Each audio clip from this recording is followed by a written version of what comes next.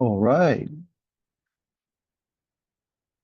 Very good evening, everyone. Welcome to the info sections and also the sample class for our new program, the Master of Social Sciences in Populations and Policy Analysis. This is Ryan. I'm the faculty administrator from the Faculty of Social Sciences. And together with me, we have Professor Guy Abel, our program directors, as well as my colleagues, Constance, who will taking care of all the administration during this 1 hours. So just one question. How many of you has already submitted the applications? If you did, please type 1 in the chat box. Or if you are new to the program, type 0. Okay, we have many applied for the program already. So is there any people who are new to the program? All right. So if you already submitted the application, so congratulations for kickstart your learning journey with us. And we are glad that our program's positioning is aligned with your career aspirations. As we know, the population and policy analysis is an interdisciplinary domain that is indeed in high demand for the futures. So we hope this 1 hour can provide you with better insights regarding our program and also our faculty and our overall branding and also overall curriculums. And if you are new to the program, so we welcome you to learn more about our program, to get a better sense of how our program structures and also why is it relevant to your career. So without further ado, let's get started. So here's our agenda. So first of all, we will go through a bit of the highlight of the program. So how does this program relevant to your career futures? And then also we will touch on some facts regarding the program, say for the program curriculums. Next, we will have a brief summary of the admission requirements and as well as the admission schedules. Next, we will have the highlight of the tonight. We will have a sample class conducted by our program director, Professor Guy Abel, on the topic quantifying global migration flows. Last but not least, we have student sharings. As we are a new program, we don't have a student yet, but we are glad that our neighboring programs is willing to provide their student representative for these sessions. So they will share a bit about their learning journey at Hong Kong U or specifically at our faculties. Last but not least, we will have the Q&A section. So if you do have some burning question regarding your applications, or you have some question regarding our program, so do make use of the time to raise your questions. So how does our program, or maybe wait a minute, how does the populations studies and policy analysis relevant to your futures? So let's take a look on these 4 images. It may give you some clues on that. Well, the first one is about the playground, which maybe recall your memory in during the childhood. But as we all know, the birth rate has been declining. So that's why in the future, when you grow up, or maybe 5 years, 10 years from now on, you may see less and less, fewer and fewer this kind of playground in your cities. So as such, urban planning is the topics which is highly relevant to the population study as well as the policy analysis and also these programs. Next, we have a medical device. Well, as we know, our aging population has been a serious issue nowadays, regardless of the countries or regardless of which cities you are now stationed at. And then when people get older, they will have a stronger demand for the medical support and also related social support for their life. So that's why social welfare is also an important subject that we should be familiar with or have a professional perspective on that. Next, is a picture about some plotted, well, regardless of the product you may associate with.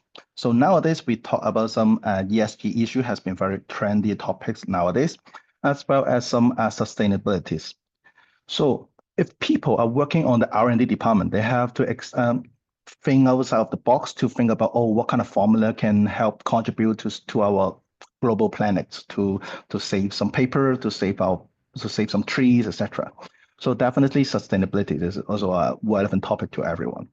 Last but not least, if you are looking place to work or to further studies, be it Hong Kong, Shenzhen, Singapore, or other popular countries.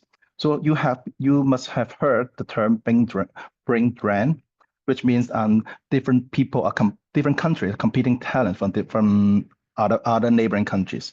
So that's why the talent acquisition policy has been a really important issue for the people like you and me has to consider.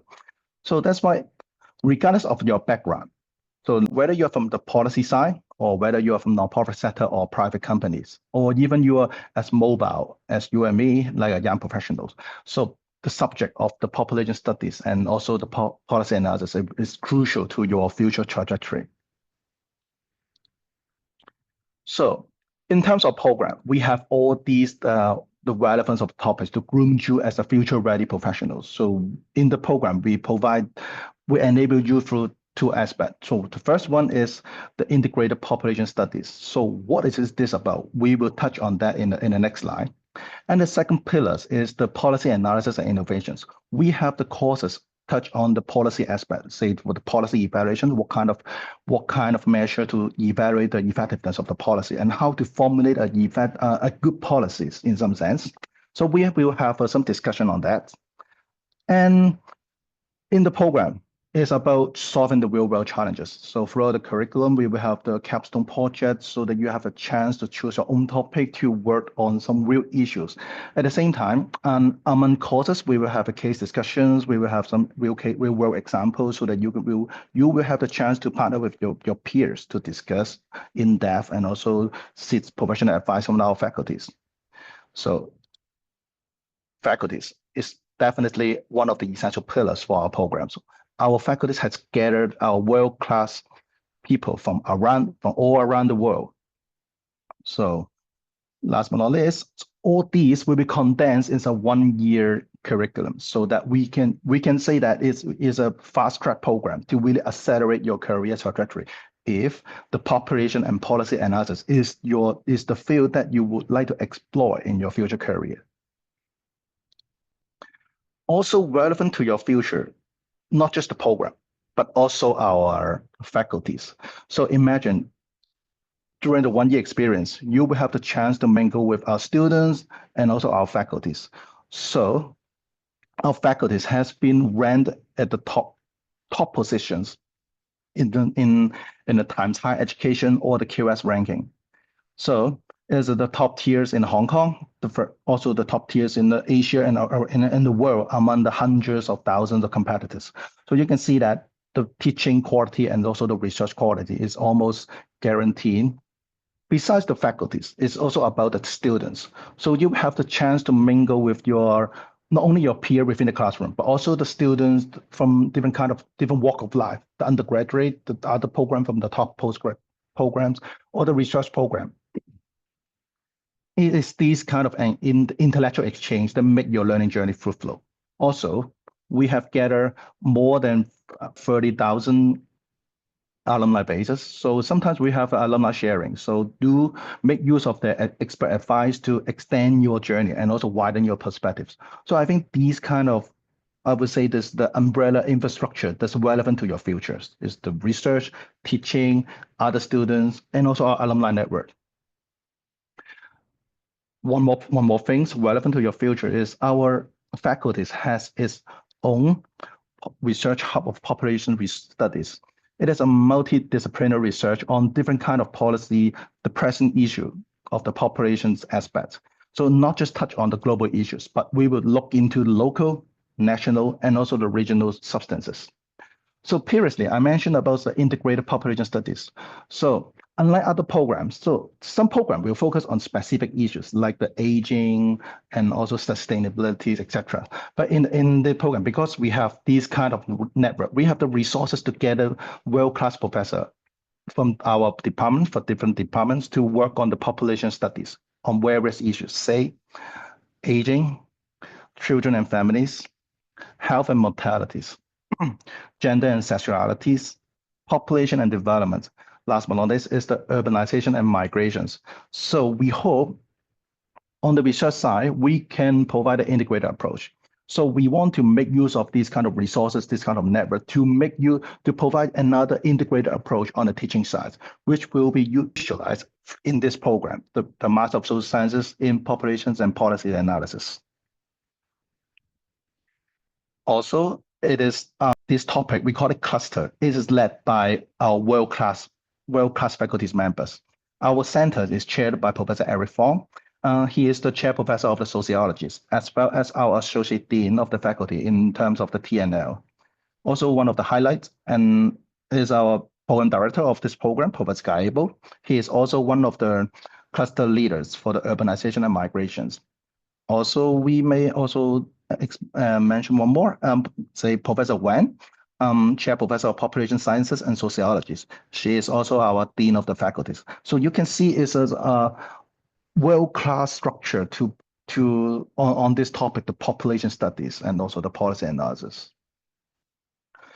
So all this relevance to the programs, and then the program structures is a 1 year. As mentioned previously, we condense it into 1 year so that you can gain the most out of it within the 1 year time frame. So in this 1 year, you will still have to complete 5 compulsory courses, 3 elective courses, as well as the capstone projects. So altogether, 60 credit. So we have courses in integrated approach, as I keep mentioning, on different population issues and also the policy aspects. So if you want to learn more about the course details, do go through our program websites. We will have more details on each of the courses with course descriptions.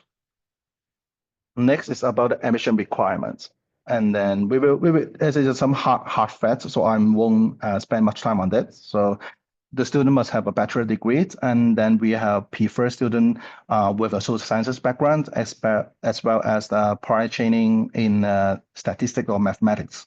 Or alternatively, if you have a strong academic background in statistics or mathematics or computer sciences, do let us know if you have minor anything in social sciences disciplines, or if you can show your commitment to study further in this aspect after admissions.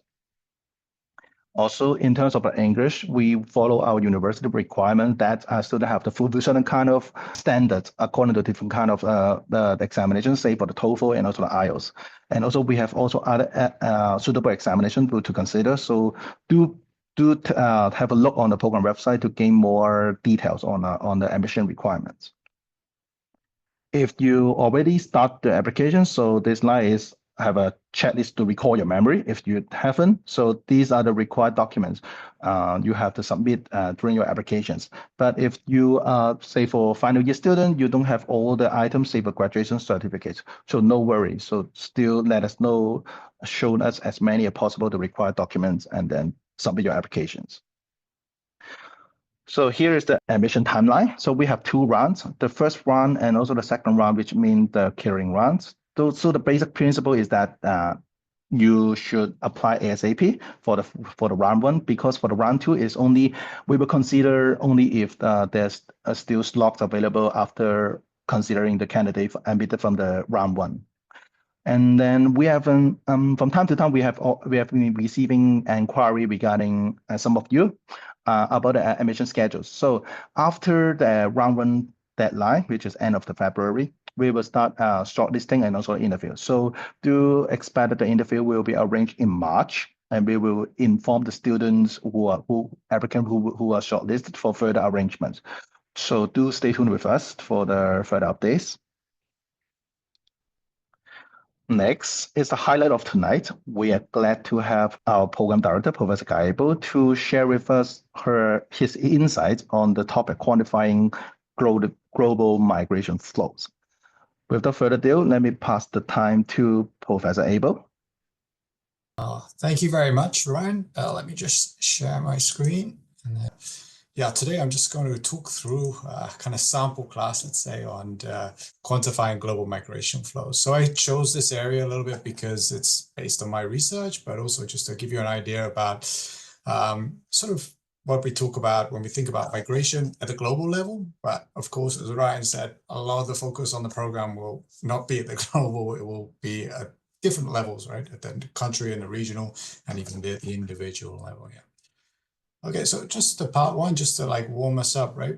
We'll just start to think about what is migration and how do we measure it, right? So for this, I've got a poll there. So if you can all get out your smartphone, scan the QR code, and then it will give you a selection of 2 or 3 slots to put in some words about what comes to mind when we think about migration. So for that, you might want to think about like, what are the impacts of migration? What types of migrants do you commonly think about when you hear the word migration? So I'll give you a minute or so just to scan the QR code. Hopefully it'll take you to the website, and then your answers will pop up on the screen here when you fill them in, and you press submit at the end of the questionnaire there. Okay, so hopefully you're all filling in the form on the online screen now.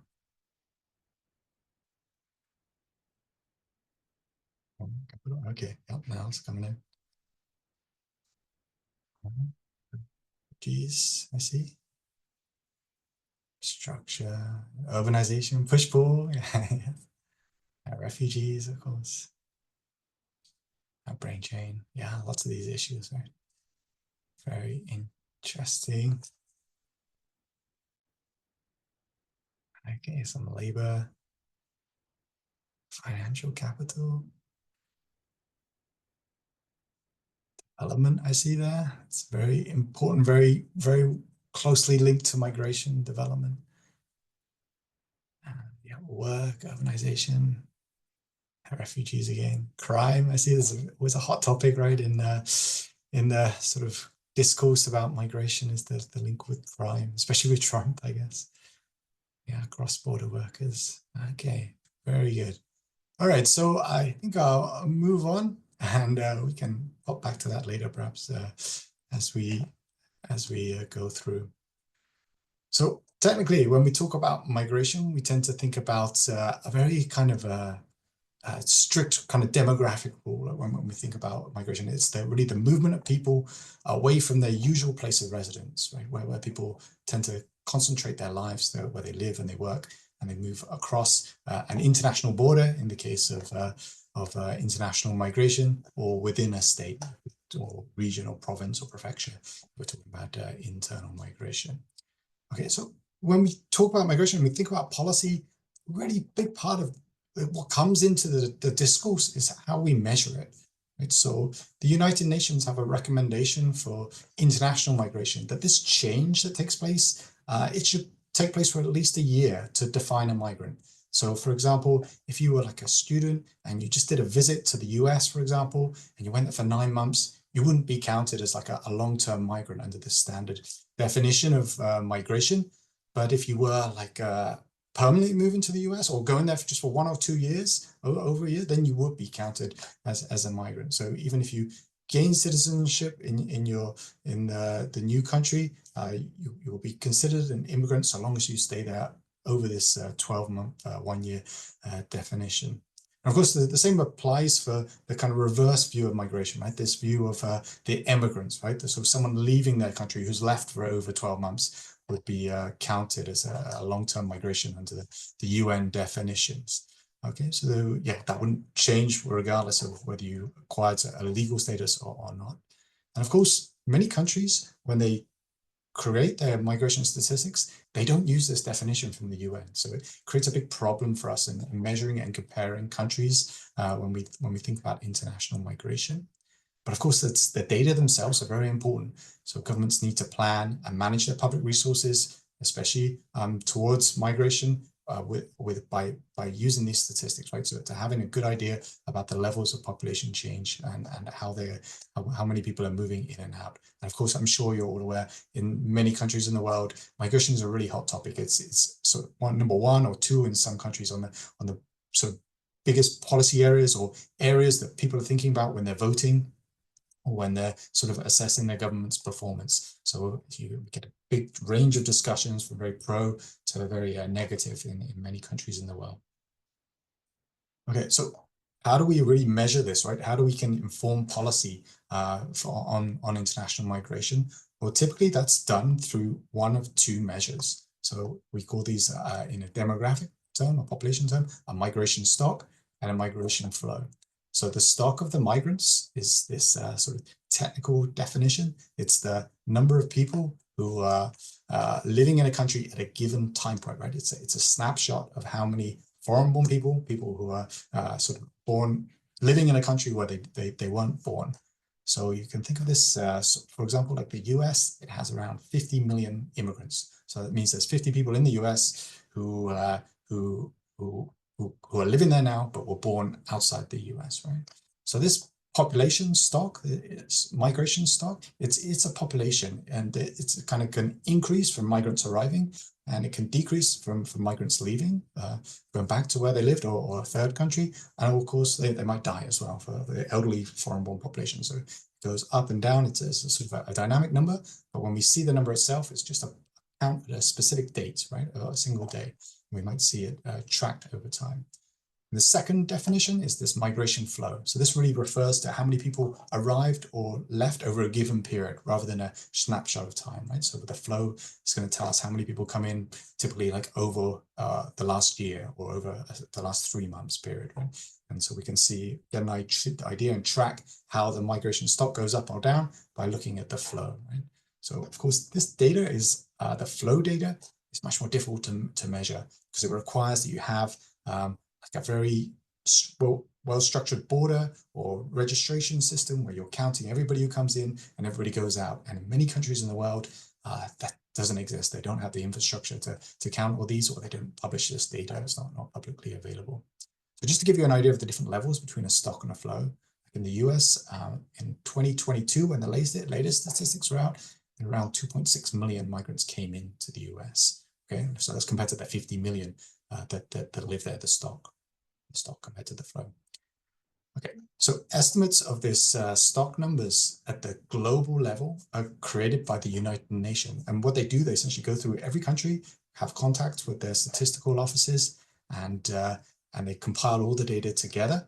And typically countries, when they're counting the stock data, they're using the population censuses. In about 70% of the countries, they're getting their estimates of the numbers of foreign-born populations from the censuses. Some countries, they don't have censuses, or they use population registers that are able to extract this data at the country level to provide that.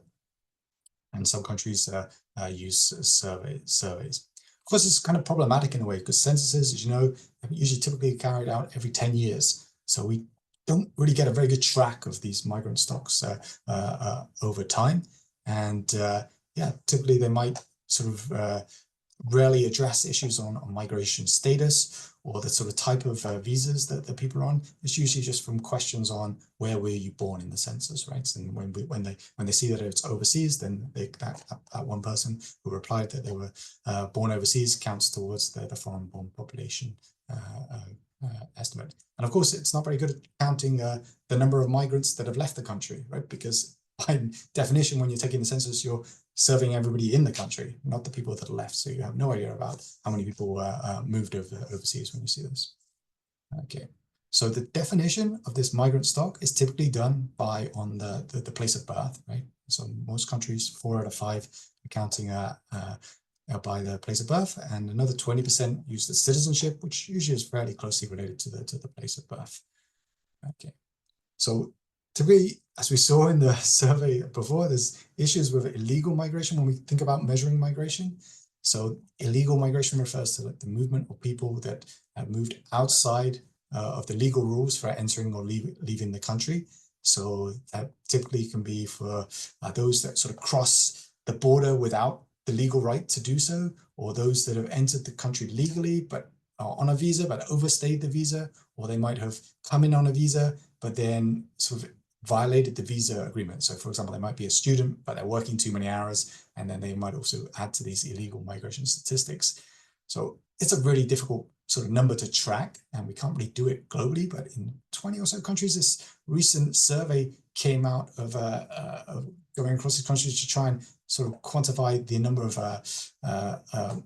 illegal migrants, and in most countries, especially in Europe, it's a very small share, less than 10%, that they sort of find are illegal migrants. But in the US, you'll notice it stands out in the bottom right here.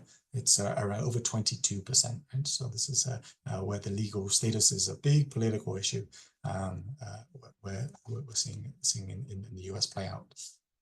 Okay. And of course, another sort of category of migration that some people mentioned in the poll before was sort of forced migrants, refugees and asylum seekers. So as you might know, refugees are those that are sort of at the legal right. They've fled their country, either typically due to sort of some conflict or some disaster, like a flood or some kind of force of nature, and they have the legal permission to stay in the country where they've moved to, because they sort of have a fear that if they move back to the country where they were, then they would be in danger of persecution. So this is a refugee. And of course, an asylum seeker is someone who is waiting to become a refugee. They've applied to become a refugee, and their case is being sort of borne out through the refugee system in whichever country they're there. So as you can see, again, the refugee numbers in this blue globally has sort of risen recently in the last decade or so, and even a bit beyond this, as a bit further. I mean, this is the bump up here from the Ukraine, the conflict there. But as a global share, it's quite a small, it's still under 10% of the total number of migrants globally. Okay, so in the second part, we just talk a bit more about this migrant stocks, the big number, the global number, and think about which countries are sort of hosting and which countries are sending. So here's another QR code for you all to scan. So it will bring up these 6 countries, and it'll ask you to rank them in the order that you think has the biggest migrant stock. So you can try and sort them, and then we'll see where we come out as our hive mind to see whether we're matching up to the real world data that just came out a few days ago. So I'll give you a bit of time to do the scanning, and then we'll go through the results. So good. People put in the US at the top. And you can see how Hong Kong and Jordan, Australia, and so on compare.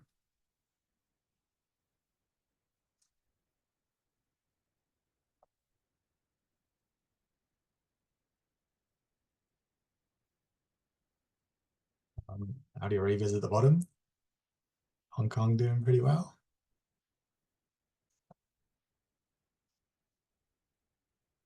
Oh, Hong Kong's jumping up. Oh.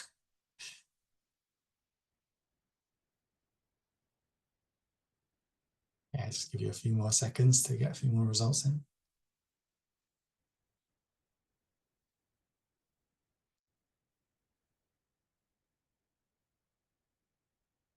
Okay, it's fairly stable there. Okay, so in fact, let's remember that USA, Australia, Germany. Okay, and then Hong Kong. So this is the data that came out last week from the UN. So these are the top 10 countries. So you can see the US by far over 50 million migrants is there. So it's a long history of migration into the US. So of course it's collected many migrants over the decades. So second was Germany, which I think, yeah, we had third in our poll. And then the third place, so Germany has around 5 million migrants. So that's shot up recently quite a lot in the last 10 years or so. And Saudi Arabia is third. So Saudi Arabia receives many migrants from South Asian countries, from India, Nepal, Bangladesh, as workers there. And then we have the UK and France and so on that we didn't mention. And Australia there that we had in, what was it? The second place, it's actually down in 9th. Although it's had a very long history of migration, the population of Australia is not so great. Only a couple of big cities are there, so not too many places that they arrive in. So on the global scale, it's quite a relatively small place. And then what were the other 2 countries we have with Jordan? Jordan has about 7 million migrants, so that's down in 13th, I think. And Hong Kong is around 3 million migrants, so it's around 24th, I think, in the list. Okay, so the next one, the second poll is thinking the other way around. So if you scan the QR code again and think about which of these countries, try and rank them in order, sends the most migrants. So it has the biggest diaspora, the biggest overseas population. Have a little think about that, about how many you think are living outside of their country of birth. Give you a few seconds to fill in.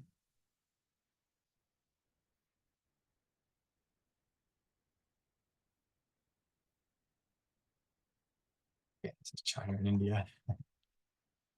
Yeah.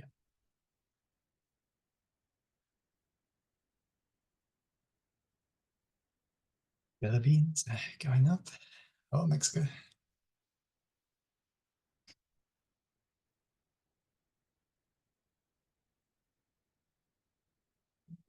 Yeah, switch up. I think that's fairly consistent now. So we've got India, Mexico, and China. Okay, so here's the results. So we had India first, just like everyone, that's our hive mind was saying. So India has over 18.5 million migrants. So far higher, well, almost double what China has, which is around 11.7. And China and Mexico are sort of very neck and neck here. So Mexico has around 11 million migrants. And next is Ukraine, which obviously has shot up a lot in the last couple of years. And the Philippines down here at 10th, around 7 million migrants. And then the UK is quite a lot for your European country. It has around 5 million migrants. So that's the 13th larger. It would be just down there. So I'm part of that category there.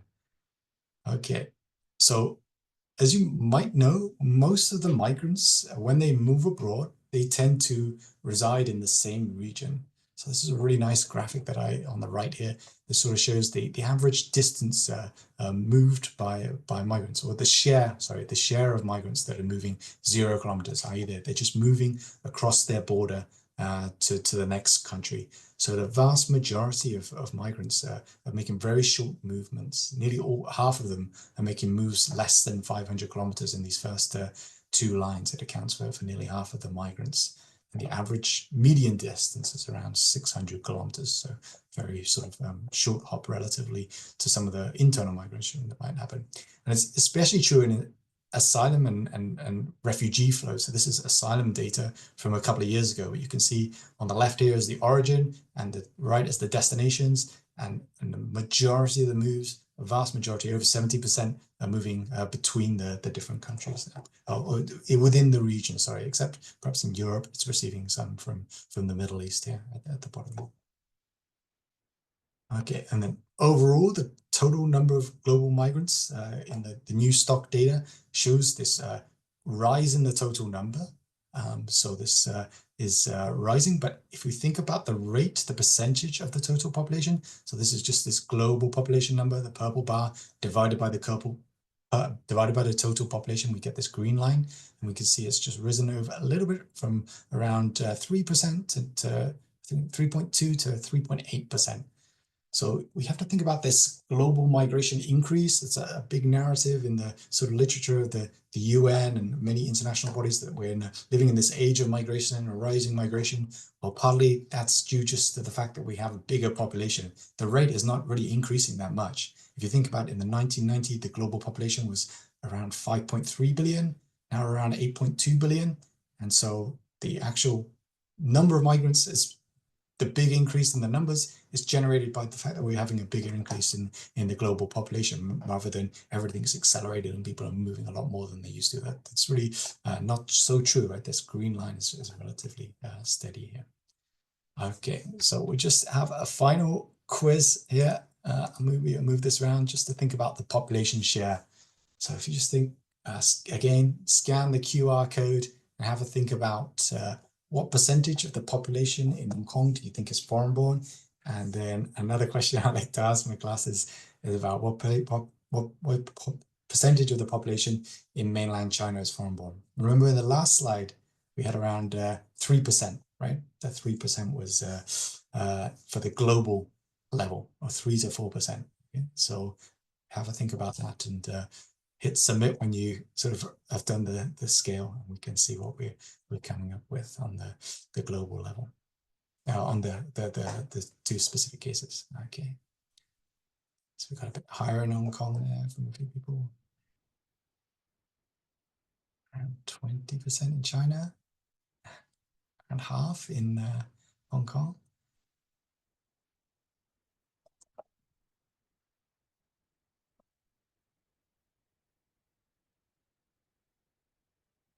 Okay, around 15% in China. Coming down a bit in Hong Kong. Yeah. Okay. I'll give you a few more seconds to press submit, and then we can have a look at the result. Okay. Wow. That's amazing. Okay. Well, I can tell you now for the Hong Kong, the result from the UN is 41%. So you guys are almost bang on there with your average across the audience there. But for China, the estimated share of foreign-born population is 0.1%. So it's so far down on the left-hand side. So if you're saying down there, of course you're much more towards the correct answer. It's just the fact that, right, China has so many people, and so even if you're living in a city, maybe you're a bit more exposed to foreigners, but when you consider all the population, then there's a very small minority in China for the foreign-born population. And this is the data for the top 10 countries here in the middle, right? So the highest share of foreign-born population is in the United Arab Emirates. And then we have Singapore, Jordan, which has a lot of Syrian refugees recently, Oman. So these are just like the United Arab Emirates and Saudi Arabia. They have a lot of migrant workers in there. And then Hong Kong here, we're around very international in Hong Kong, right? We're around 40%. Okay, so this idea of the share of foreign population, it's very, how do you say, very changes a lot between different countries, right? We have this big kind of misperception between. So this is general data from over 10 years ago, I think, where they polled in these different countries, thinking about the share of migrants in each country. So the average guess here, just like we were doing before, is listed here, and then the actual figure is on the right. So you can see in Argentina, there's a big misconception that there's a lot of migrants in Argentina. People are saying around 30, when in fact there's only about 5%, right? And similarly, we can see in China, people are saying on average 11%, when in fact it's around 1%. So only in a very few countries do they have a very close idea of the reality to what it is there close to the migration. Okay, I'm not sure if I have time to carry on. Ryan, do you think I should finish up there, or I should go ahead? I think we should continue the lecture. Yeah, it's inspiring, and we still have time. Yeah. Okay. So yeah, this last part is more about my research, so that's why I'm happy to continue. This is really thinking about what do we really want to know about migration, and you hopefully realize like the migrant stock data, they're quite limited in telling us anything about the patterns at a given time period. So if you think about where was the most migration happening in the last 5 years, the stock data isn't going to tell you that, right? Because it only tells you at a specific point in time. We don't know if everybody came to the US in the last year or whether they came 20 years ago. We're unable to sort of track this dynamics, and they're also based on this census data, right? Mostly. So that's collected quite infrequently in these 10-year steps. So we don't get to see them updated too often. And of course, like I said, they're impacted by mortality. So if the migrant stock, the foreign population is quite old, then it might go down because the people are dying rather than leaving, but we're not quite sure what's happening there, right? It's a sort of a confusing thing to untangle. So yeah, we want to know anything about these dynamics, we need to know about the flows, right? And as I said before, most of the official data, when you get outside sort of kind of rich countries that have the migration statistic systems set up, they're not available, they're not collected. And that means it really restricts our analysis on international migration, their patterns, their trends. So it's very difficult to monitor the migration, create policies for it, develop any theories, and do any forecasting. So my work on this really developed by working in a population institute where we were doing global population projections, and we needed flow data to go into the projections, and we were doing it at the global level, right? So we needed estimates for all countries. And this is reflected in sort of the UN Sustainable Development Goals and the UN Global Compact of Migration, they both have sort of calls for better migration data, for greater availability of migration data, for countries to collect migration data more and more. So we are able to sort of track these, in some cases, quite vulnerable groups, and keep an eye on their impact that they can have, so we can build better policy for them. Okay, so yeah, my research really is focused on developing estimation methods for international flows. And I'm going to just go through two sort of methods that I've looked at. So one is this, what I call an indirect method. So by that, I look at the stock data and I see it over time from the UN. So I have it like 1990, 1995, 2000 in these 5-year gaps. And I'm sort of working out how many people have to move around to match the stock data. So what are the flows going to be, and like accounting for the deaths in some cases, right, to do all the matching. And the second is more on recent work that I've been working with Facebook. So they contacted me because I published in this area before, and they have data on over 3 billion users, right, where they're able to sort of track people moving over countries. But we wanted to produce a data set that's not reflective of Facebook users, but reflective of the whole population. So I quickly guide through these. So this indirect methods is actually like maybe 6 methods that have tried to sort of work out from stocks how the flows are changing.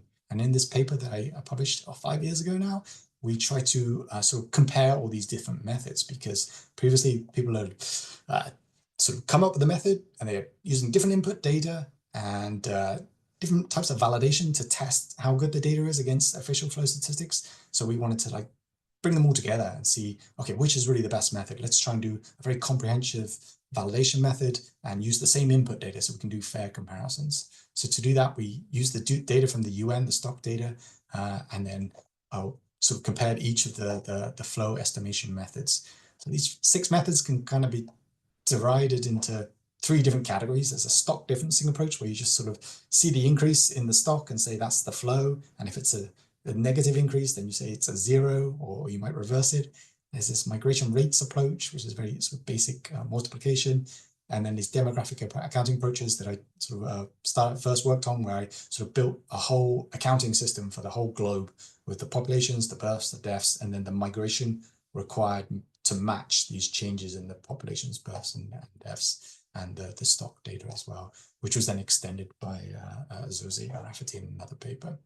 So for each of these methods, we took the same input data in these 5-year intervals that I mentioned before, and that results in these 5-year flow transitions, looking at the number of migrants required to move between 2 countries, so where their origin was at the start of the period and their destination at the end of the 5-year period, how many people will need to move to match the changes in the stocks. So we have them for each of these 5-year periods.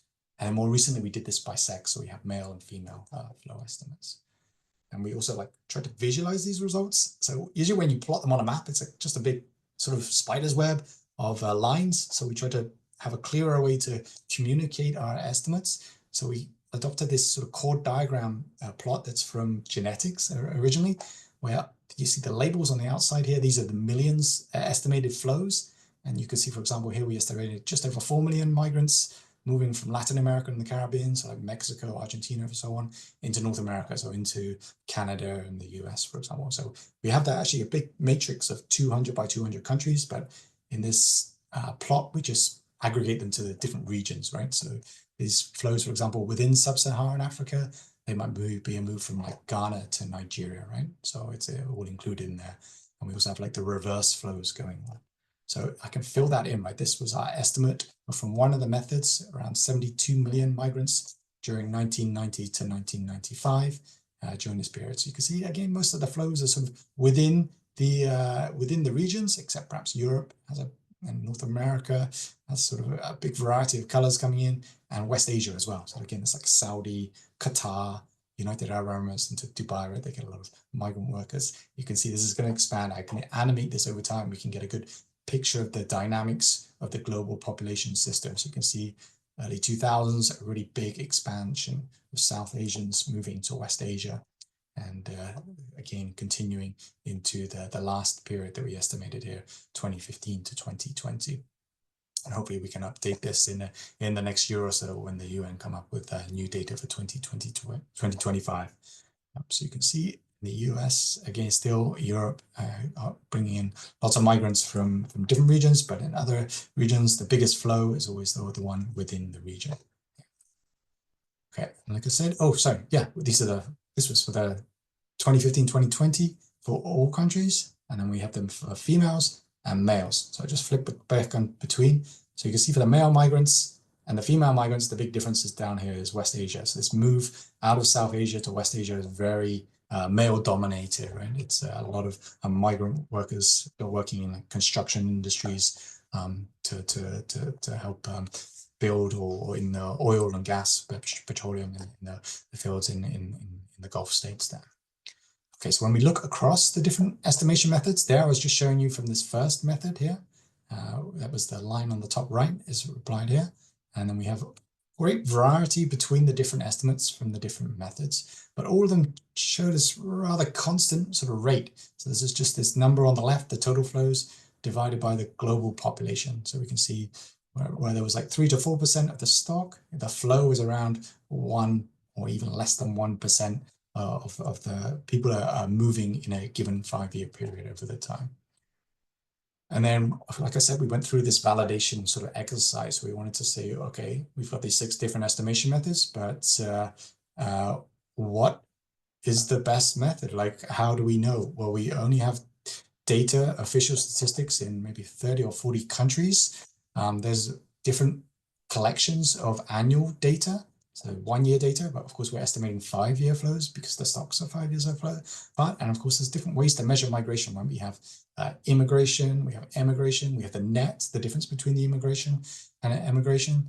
So we wanted to sort of scale our 5-year flows to 1-year flows and then try to look at the correlation. We thought that's the best way to do it, the fairest way was to look at just the correlation between the reported statistic and our equivalent annual flow measure from the different estimation methods. And we kind of call this a bronze standard comparison because we do this sort of correlation comparisons and we do this manipulation of the 5-year to the 1-year. We weren't sure that that's perfect, but so we don't expect like a gold standard, but we don't expect it to be perfectly correlated.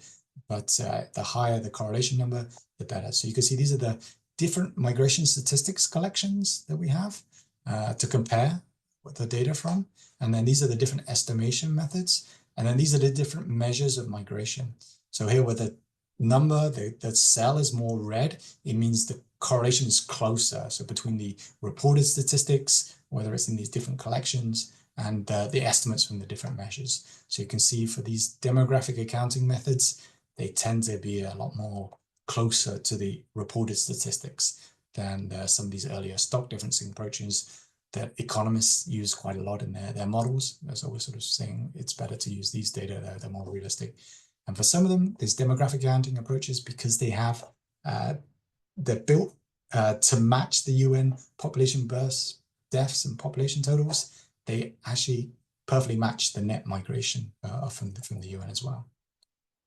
Okay, so you can see that. Hopefully that's sort of different ways to quantify global migration flows. And there's a bit of range in the levels of flows, but maybe this one method, the Tsui Bayesian demographic accounting method, performed the most, but it's very high level, perhaps probably at the highest level. I wouldn't expect numbers to be drastically bigger than that. And of course, we do see some like problems in the estimates of the flows. And all the times it helps to estimate the flows. You can sort of see where there's problems in the UN stock data, and you can sort of help them update their stock data to become more realistic. Yeah, that's just like a link to the paper, and there's a website there if you want to explore the interactively the flow estimates. You can just Google Global Migration Data Explorer, and it's at this YASA website. Yeah, I'm going to update it soon and move it to the population hub at Hong Kong U in the next few months. Okay, so the second one finally is these direct estimates. So this is work that's very close to finishing, working with researchers at Facebook and Meta. And yeah, we're going to release a big new estimates of global migration flows between all countries. And yeah, it's very exciting times because it's pretty based on this direct method. We actually get to see people migrating. We're not trying to like work out the differences to match the changes in the stocks. but we're working with over 3 billion records from Facebook users that's de-identified, and then we kind of weight the data to reflect the total population rather than the Facebook kind of population. So I just give you a brief idea of how the data actually looks. So what we got from another department in Facebook was this results from a home prediction algorithm. So for a given user, you might see where they are at a given point of time. So these might be the dates that they are logging in. Perhaps we concentrate on the bottom. You might see in different locations them logging in, and then we need to create this algorithm to separate them into segments to see, okay, here's where we're merging. This might just be like a trip to somewhere else or a holiday, and then they might switch over to somewhere else, and that's where we might think that there's a migration event happening. So these black lines, these segments are really based on sort of the IP address, but also it's a kind of a black box to us. It's like another department in Facebook, but it's really based on sort of like what groups they're joining in Facebook, where they're checking in, and lots of other activities. So there's lots of things going into this algorithm that gives them a very high confidence on locating each individual. And then we just take the country that they're in. We don't care about that particular location. And then we work out when they're switching countries over to match this UN definition, this annual migration flow. And then what we do is then aggregate these changes from the 3 billion individual users to the national level, right? So we just have from country A to country B, from country A to country C, A to D, and so on, in the different countries between the countries, different combinations of countries. And then, like I said, we go through this weighting calculation. So of course, in some countries, there's a very high Facebook usage. In others, it's very low. So we built like this model to sort of adapt the flow estimate that we got from the raw data to a population level, where the data is weighted at the population level to sort of see how many people are moving between the countries, regardless of the Facebook usage. And then the last bit is we add this noise. So it's like, working with the US firm, right? They're very worried about privacy concerns, and Facebook wants the data to be sort of not revealing any individual level data. So we then randomize all the small flows to replace the estimate with a random number. So you can never be confident that you are picking out, if there's an estimate of one person moving between a particular country in a given year, you can actually be confident that that value is one. It might be a 2 or 3 that we've replaced. So the results, you can see we started the estimation from 2018, collecting the data, which means we can get an estimate of the flow, global flow, every month.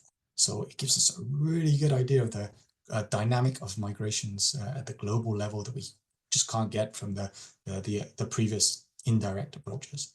So we also see during COVID, we got this massive dip in the global migration numbers, going from around 3 million per month to down to almost 1 million, and then a bit of a recovery, slowly picked up in 2022, and so a reduction of around 60%, and then a bit of a rebound afterwards. And you can see here's the picture of the flows, which looks a little bit similar, well, very similar to the indirect estimates in the patterns, but of course the levels are a lot different. And then you can see, well, top inflow and outflow countries, they can match up quite well to what we had in some of the estimated flows. Okay, and of course we do the validation, right? We want to compare the data to official statistics. So what we did was really concentrate firstly on data where they have really good migration statistics. We're really confident in them. So the first is New Zealand, which has like, if you've ever been there, you have to fill in a form when you enter New Zealand, and you have to say if you're a migrant. So they get very good data. And in Sweden, they have a household register. So you need to be on the household register to access pretty much anything in Sweden. So they also use that to collect their migration statistics, and they also publish them monthly. And you can see we get very good correlations between the New Zealand data. And this is for the Indians to New Zealand, just one particular flow rather than different country points. And you can see it just tracks very well between the New Zealand migration flow and our Facebook estimate. And then the second correlation we did was against Eurostat and OECD. These are the databases that I mentioned in the previous estimate, and we also then compared them against their 5-year flow estimates as well. So all fairly good correlations there. And then, like I say, we're just waiting for this final round of approval for this paper based on the data. And once that's approved, it will be online and following this link that you can download this data, and yeah, you can get a real good feel of the global migration flow. So like I said, it covers nearly all the countries. We don't include China because, as you might know, Facebook access in China is restricted. So, but we do have a separate weighting. So it's not that we don't get people moving to or from China in the Facebook data. It's just that, so we see people using, even if they use VPNs, we collect them from different groups or where the user is putting their location in, they will be picked up there. But we require an additional step to do the weighting for that. So we keep it separate from the paper. And yeah, we essentially, the direct estimates give a lot more frequency, higher frequency than even the reported data, and definitely more than the indirect estimates. It covers far more countries than we ever had before.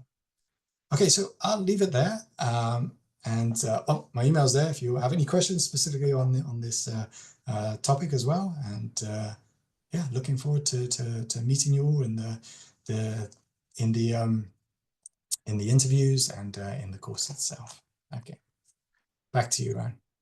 Thank you, Professor Abel. So it's always interesting to know more about the migration flow. And to me, somehow it's interesting. So on one hand, you need to zoom in to some micro level micro data. At the same time, you need to zoom out, looking at the macro trend, the collaboration across different countries, the migration flow across countries. So it's this kind of zoom in, zoom out perspective that interests me in this subject, the population studies.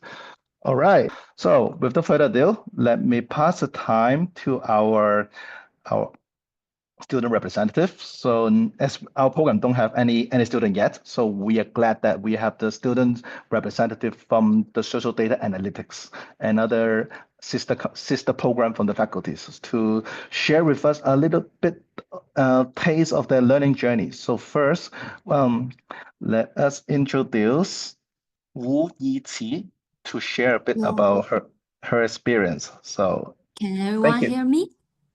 Yes. Okay. Good morning, everyone. Good evening, everyone. My name is Yiqi. I'm a student representative from the Master of Social Science in the field of the Social Data Analytics program.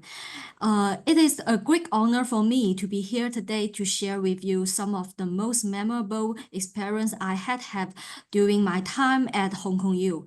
I hope that my sharing can help you to gain a more comprehensive understanding of Hong Kong U and assist you in choosing the master program.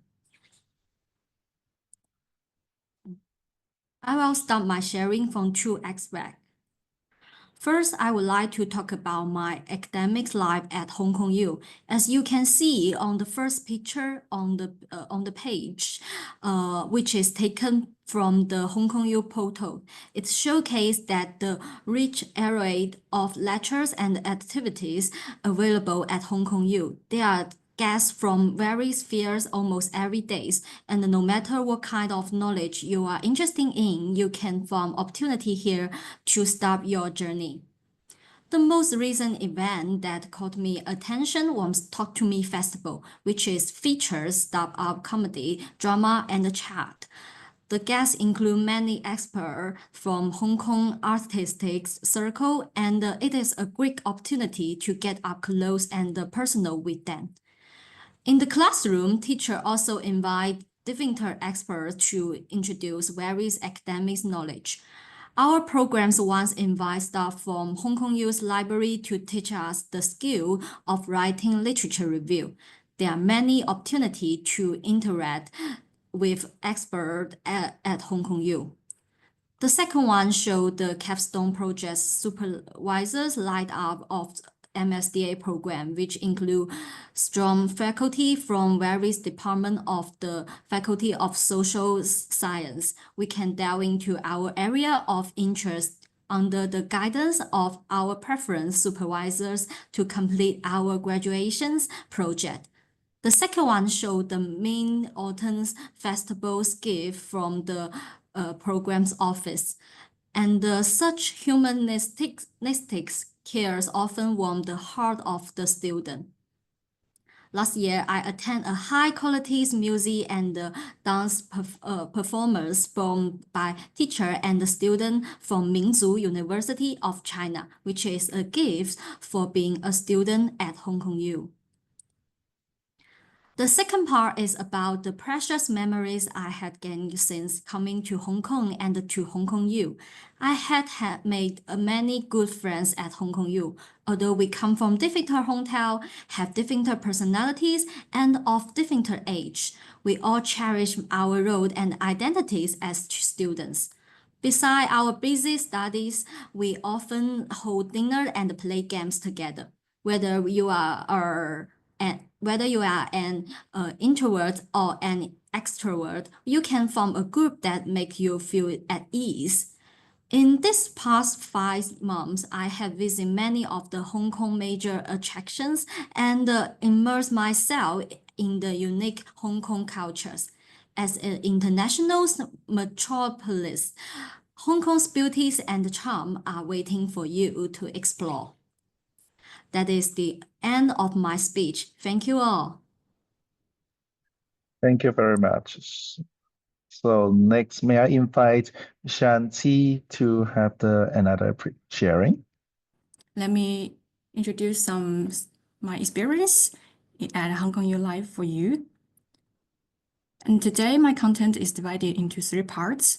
Let's move on. First part, my experience with Hong Kong U programming. And in Hong Kong U program, we have the very various courses and curriculum, and you need to finish some individual assignment and group projects and etc. And you will meet the excellent faculty. They are top-notch, passionate, and always supportive. And our professors always encourage us to challenge ourselves and encourage us to pursue the unknown. And also the Hong Kong U program provide us the opportunity to pursue our future academic pursuits and enhance us with many analytical toys and skills and help us to get some industrial transformation. And on the left part is our teaching building, the Yiqi Club Tower. We take all of the almost classes, lectures in this building. And our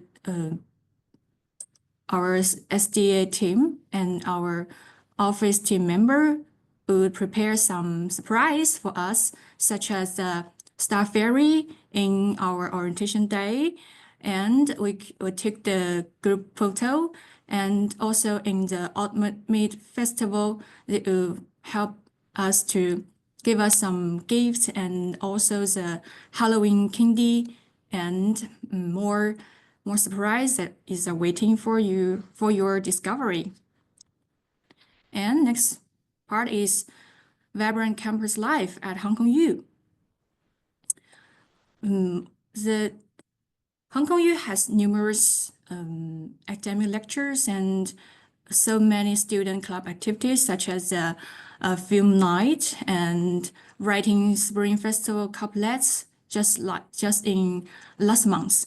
And I have participated in some graduate orientation and take the Hong Kong U courses performance and also such as a high table dinner. So the campus is so vibrant and you could just do what you want. And then the Hong Kong U also provide the very rich resources for us, just like we have so plenty of the academic workshops, including the writing and editing, organization workshops, and also some career workshop. Some alumni would provide their industry insight for us.